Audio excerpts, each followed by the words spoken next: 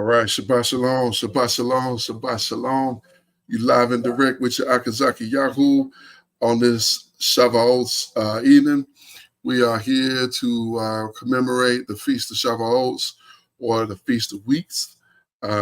Just remembering the set-apart times and to keep those in mind as we go through this life, this captivity. Just being mindful of all of those things. You are live and direct with your Akazaki Yahoo.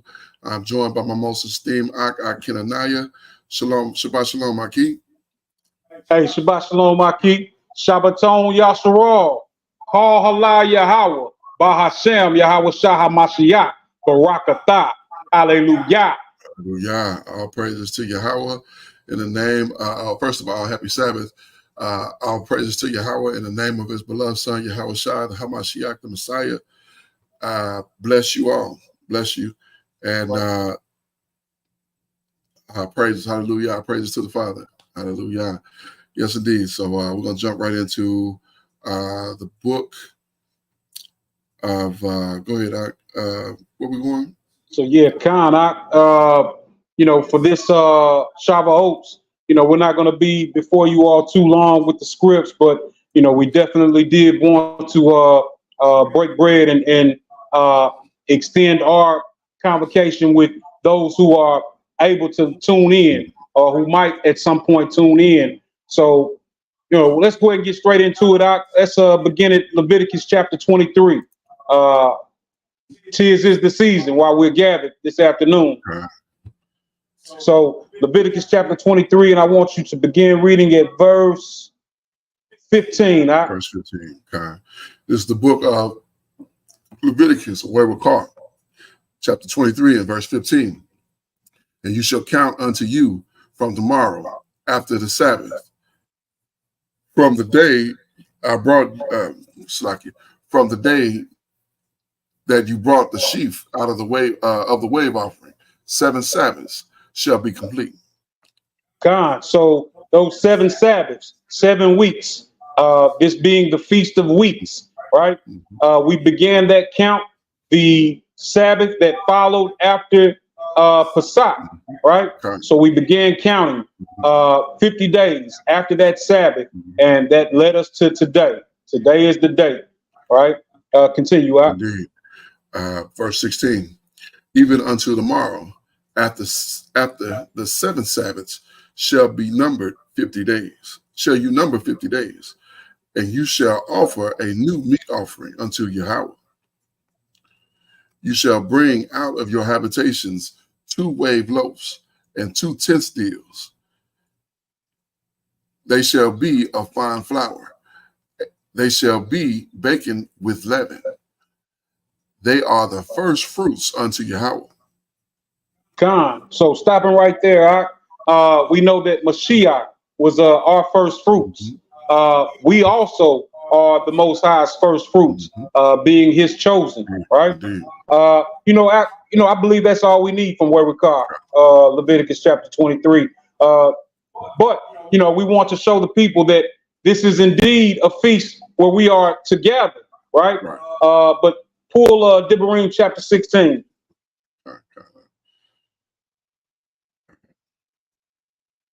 And we want to begin reading at begin at verse 9. Verse 9.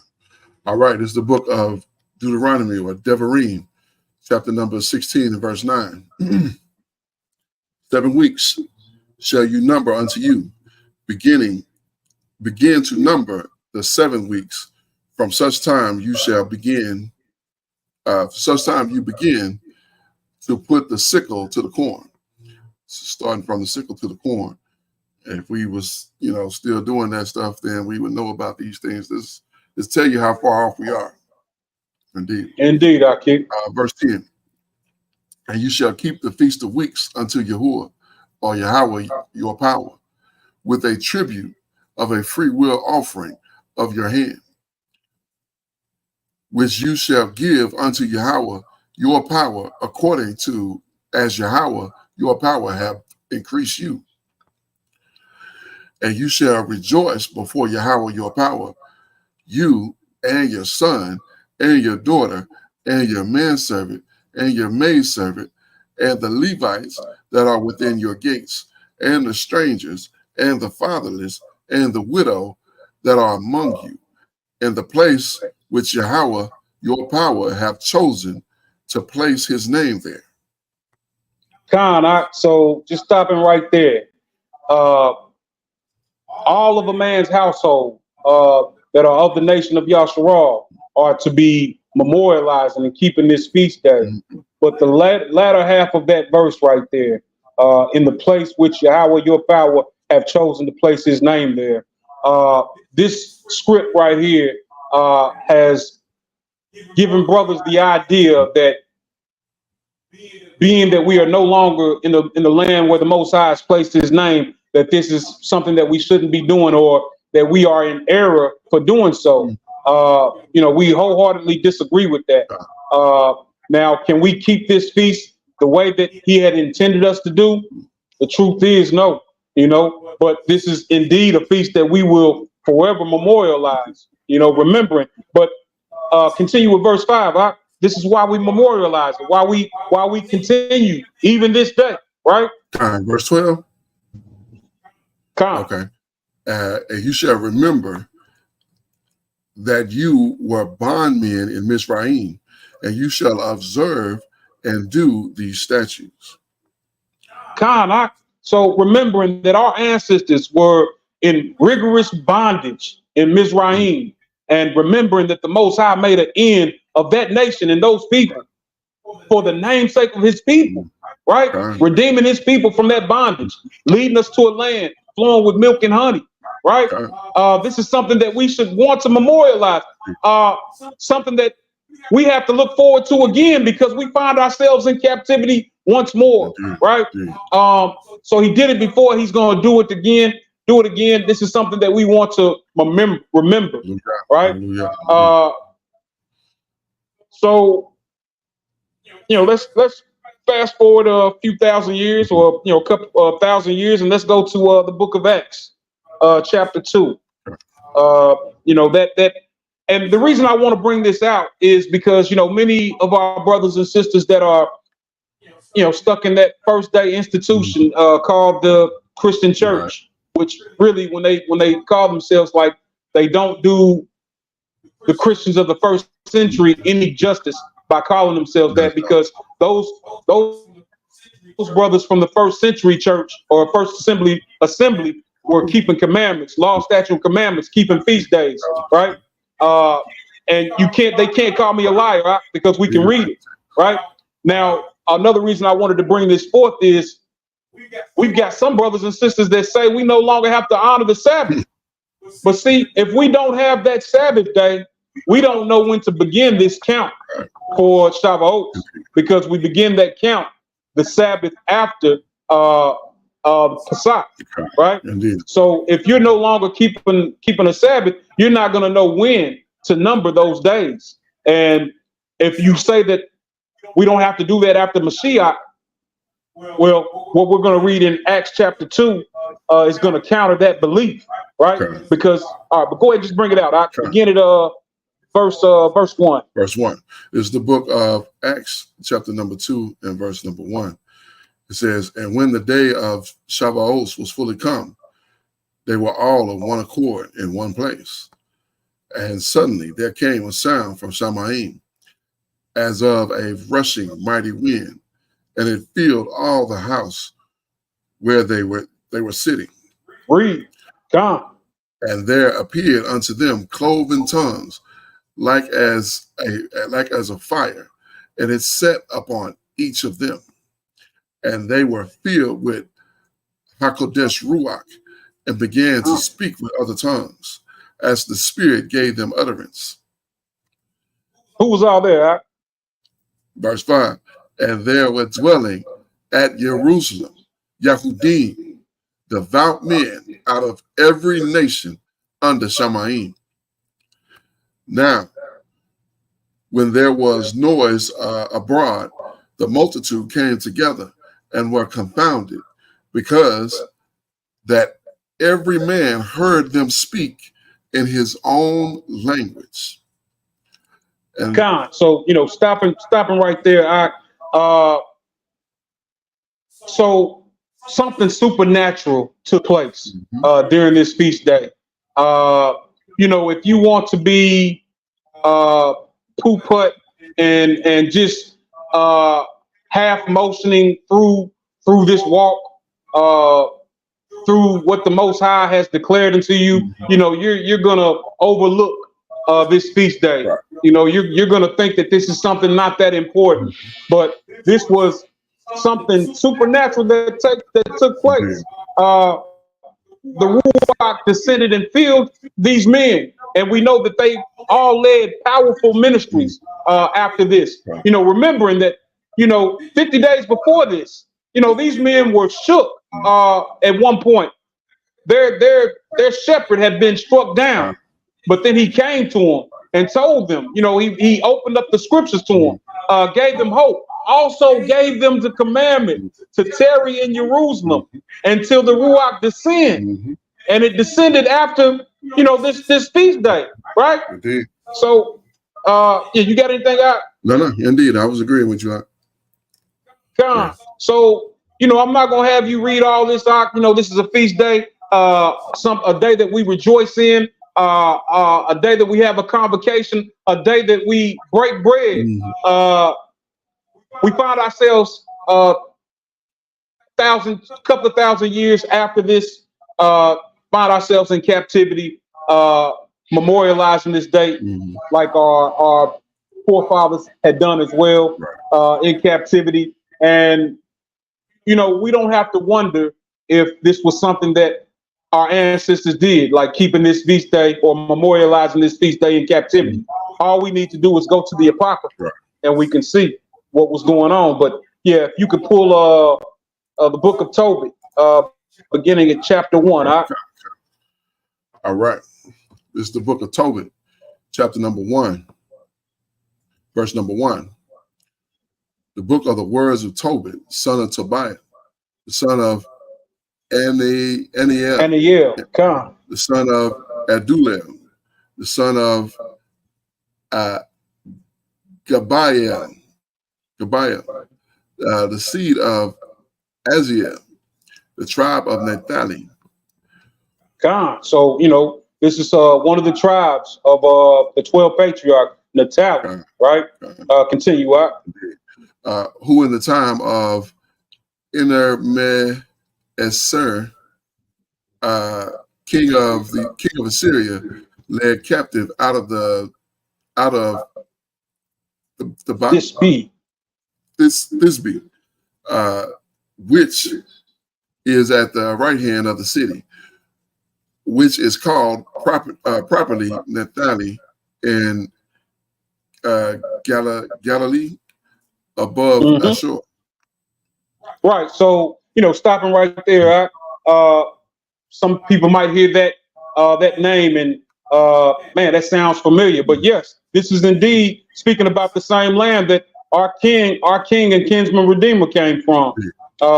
Came from the Sea of Galilee. This was the region where he was well, not where he was born, but where he was raised at, right? So, these names sound familiar, but continue. Verse 3. Verse 3. I, Tobit, have walked all the days of my life in the way of trust and justice, and I did many alms deeds to my brethren and my nation, whom came with me, and is that Nineveh? Nineveh. Unto the land of the Assyrians. Stopping right there, So Tobit is telling us, I was in captivity, but I was still trying to do the right thing. I was still trying to be pleasing to the Abba. A lot of us have the mindset that, we're in captivity. We can't keep these Sabbaths. We can't keep these set apart days. It does us no good to do well. Couldn't be further from the truth, God. Indeed. Continue. Verse 4. And when I was in my own country, in the land of Israel, being but young, all the tribes of Naphtali, all the tribe of Naphtali, my father, fell from the house of Jerusalem, which was chosen out of the tribes of Israel, that all the tribes should sacrifice there. When the temple of the habitation of the Most High was consecrated, the building for all ages, and built for all ages, verse 5. Now all the tribes were together revolted, and the house of my father Naphtali sacrificed unto the heifer evil. But I alone was often went often to Jerusalem at the feast, as it was ordained unto all the people of Israel by an everlasting decree, having the first fruits of and tenths of increase, with that which was first shown, and them gave I at the altar to the priests, the children of Aaron. So stopping right there, you and I talk about different conversations that we would like to have with some of our ancestors in the kingdom. Toby is a brother that I would like to speak to and just ask him, what was it like traveling to Jerusalem and keeping these set apart days? How were you able to stay on track when all of your father's kinsmen were going off? What was it that made you keep this truth? Something that I just a conversation I'd like to have with the elder man over some unleavened bread and some lamb, or and some wine, some Indeed. you know what I mean? Indeed, no y'all willing that will happen? Y'all willing? Willing, indeed. But I'm not gonna have you read all of that. If you could just drop down to chapter 2. Okay. And chapter 2, and we just need verse 1. Okay, come. This is the book of Tobit, chapter number 2 and verse number 1. Now, when I was come home again, and my wife Anna was restored unto me, with my son Tobias, in the feast of Shavuots, which is the set apart feast of the 7 weeks, there was a good dinner prepared me, in which I sat down to eat. So I think that is a fitting spot for us to close out. Like I said, we don't have to wonder what memorializing this feast day was for some of our ancestors. All we got to do is look at the scripts. So we've got some food prepared for us. We're gonna sit down and break bread and wonder what it's gonna be like to be truly set free and out of captivity, and not only out of captivity, ruling with Hamashiach. No longer worrying about the safety of our children and our brothers and sisters. That's gonna be beautiful. Indeed, Aki. All praises Most High for all that He's done, all that He's doing, and all that He will do. Hallelujah. All praises again to the Abba. It is another set apart day that the Most High have enjoined to us, His people, and I'm thankful to be in the land of the living, and thankful to be able to commemorate or to memorialize. That's the word I was looking for. Another Shavuots. So praises to the Abba. With that, we're going to go ahead and close it out. We always close with the book of Ecclesiastes, chapter number 12 and verse number 13. Let us hear the conclusion of the whole matter. Fear the Most High and keep His commandments, for this is the whole duty of man. It is so very important that we understand that in the conclusion of the whole matter, we are to fear the Most High and keep His commandments, because this is the whole duty of man. At the end of the day, when it is all said and done, all the dust is settled, all the smoke is cleared, we will be judged on whether we have feared the Most High and kept His commandments. Why? Because this is the entire reason that we were made. I am your Akazaki Yahoo, joined by my most esteemed Akinanaya, giving all praises, honor, and great esteem unto the Most High Power, Yahuwah Bahashem, Yahushua HaMashiach, and to the 12 tribes of Israel who are scattered to the four quarters of the earth. I say Shalom wa Baruki. That is peace and blessings.